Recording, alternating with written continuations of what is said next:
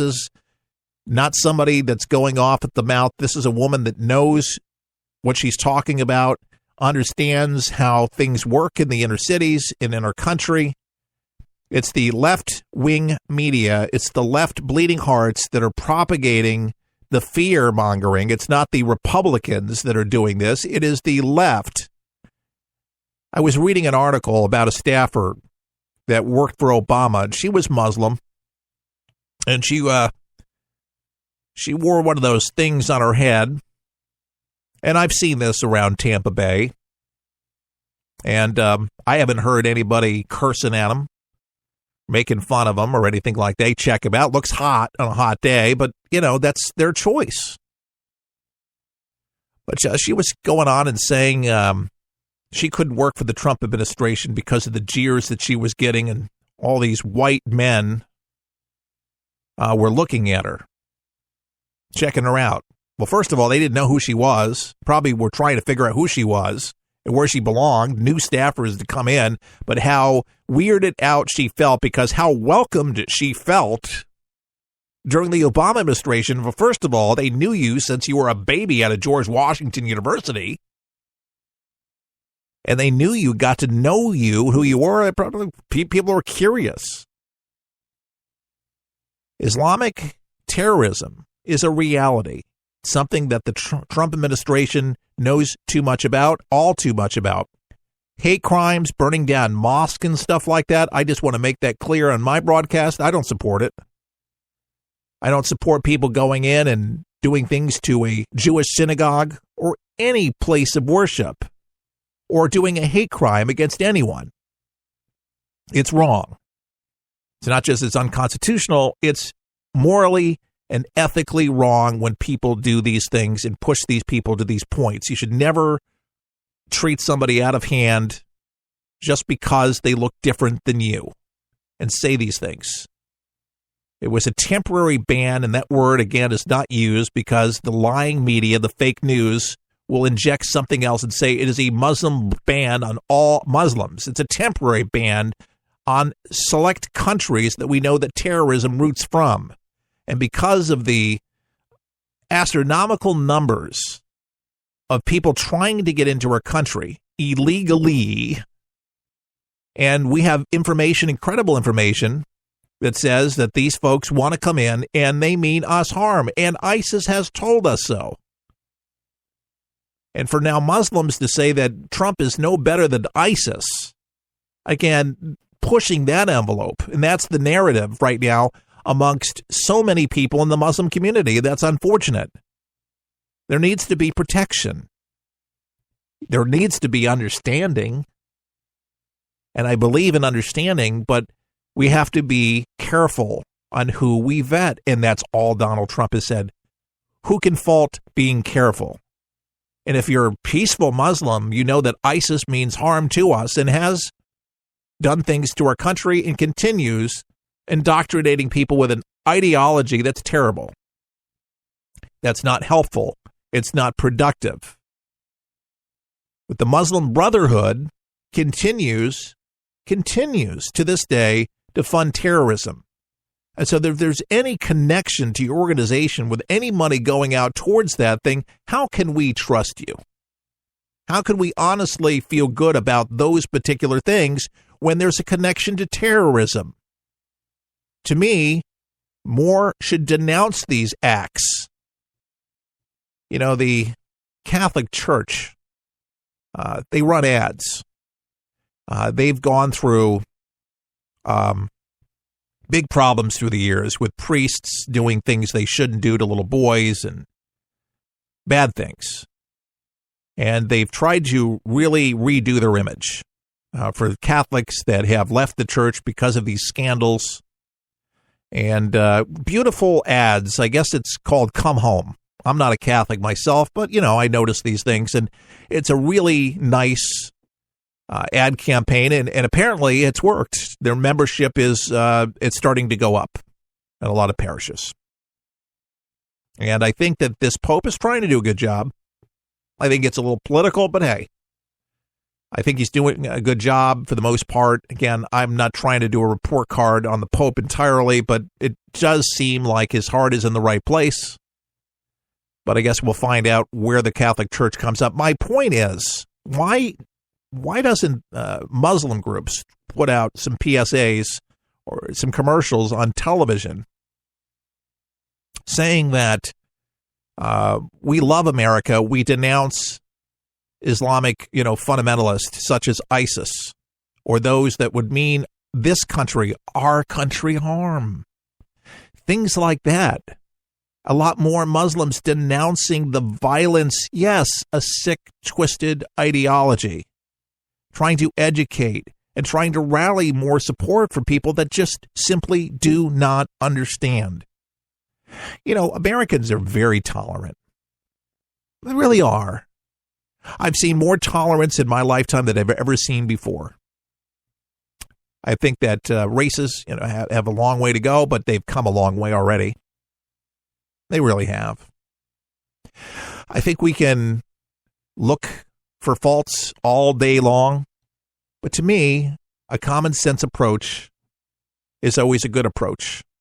We kind of try to see eye to eye on some of the commonalities, such as a country that's safe and fair for all.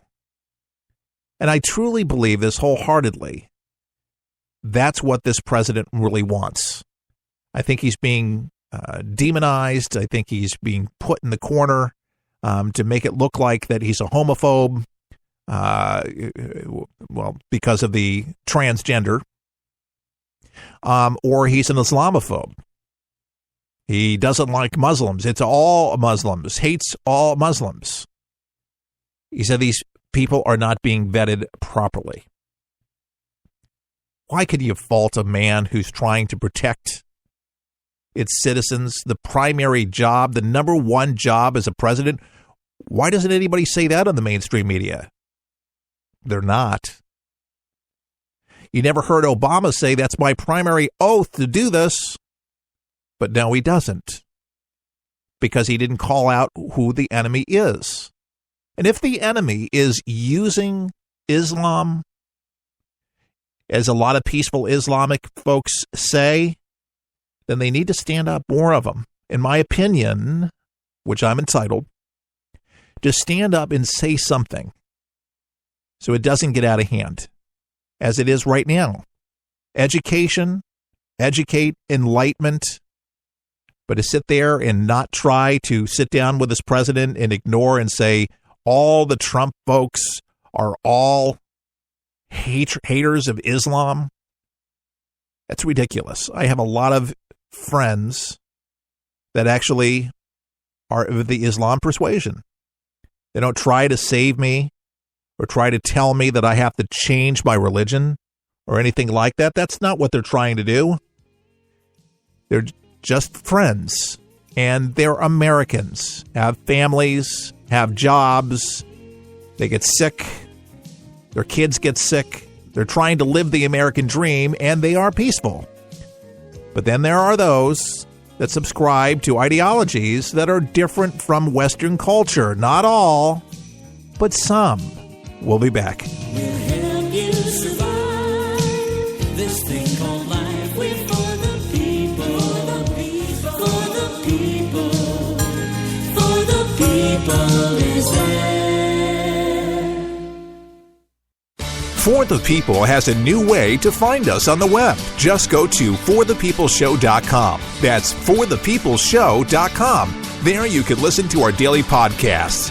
When you can't find a radio station that carries us, you can even listen to past shows at forthepeopleshow.com. You can also find our bookstore, where you can order 24 hours a day at the People's Store. Just remember, forthepeopleshow.com. Click there now. For the People is on the air for you. Each day we strive to tell it to you straight, not watered down, so you can know what's going on each day. Our show is different from many of the others on air. We're not afraid of the PC police, and we explain our position, at the same time understanding the left's position and what we can do to further a conservative agenda for America. For the People is listener-supported and relies on listeners like you to help us get the word out. So, if you like what we do and want to help For the People, sign up today at our website at forthepeopleshow.com. That's forthepeopleshow.com. Your support allows us to report the news fearlessly and guarantees our survival on the air. As a thank you, we'll send you our monthly newsletter with commentary and money-saving tips. Can we count on your support? Thank you for helping America. To become a For the People member, log on to forthepeopleshow.com. Now,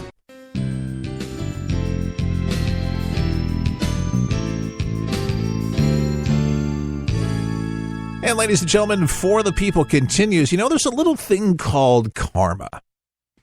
When you do things, are just not right, like fake news and putting out garbage. And right now, at a time where our country is really divided right now, and we got some serious issues as a country to deal with. The Oscars fell no short on doing the same crap they're doing. And this is Hollywood. This is the same garbage and a barrage of blunders. And this is the 89th Academy Awards that took place, and they had a big botch. You got Jimmy Kimmel, and so many others trashing Donald Trump. Just trashing.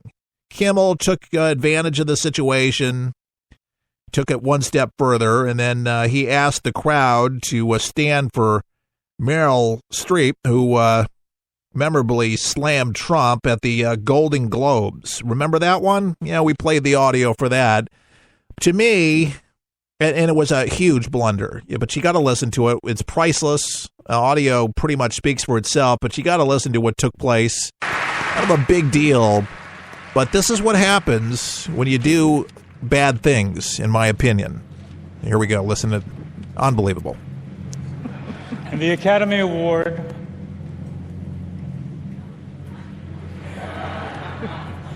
for Best Picture. You're impossible. Come on. La La Land.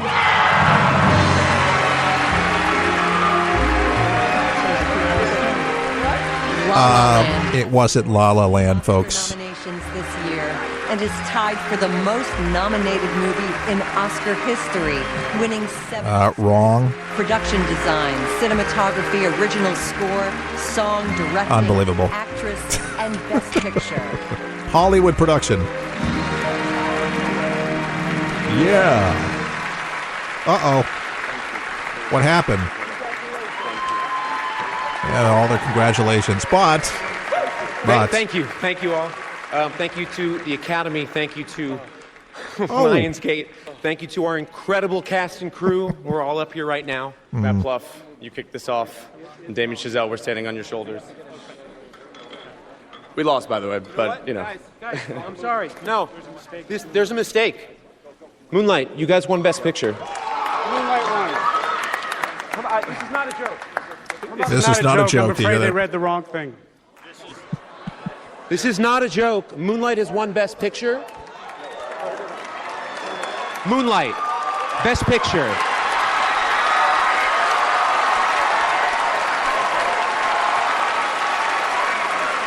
I think you guys should keep it anyway. Oh, it's Warren. I'm sorry. Remember Steve Harvey's blunder? This is very unfortunate what happened. Yeah, don't you think? Personally, I blame Steve Harvey for this. Oh, yeah. I would like to see you get an Oscar anyway. Why can't we just give out a whole bunch of them? I'm going to be really proud to hand this to my friends from Moonlight. That's nice of you. That's very nice. Come on. Hello. I once... Warren Beatty. Warren, what did you do? I want to tell you what happened. I opened the envelope, and it said, Emma Stone, La La Land. That's why I took such a long look at Faye and at you. I wasn't trying to be funny. Well, you were funny. Thank you very much. Thank you very much. Wow, this is Moonlight, the Best Picture. Yeah. Okay. right, so, big egg on his face. You almost felt bad for Warren Beatty there. But the official announcement of the Oscars, Price Waterhouse Cooper gave her the wrong envelope. So that's what happened.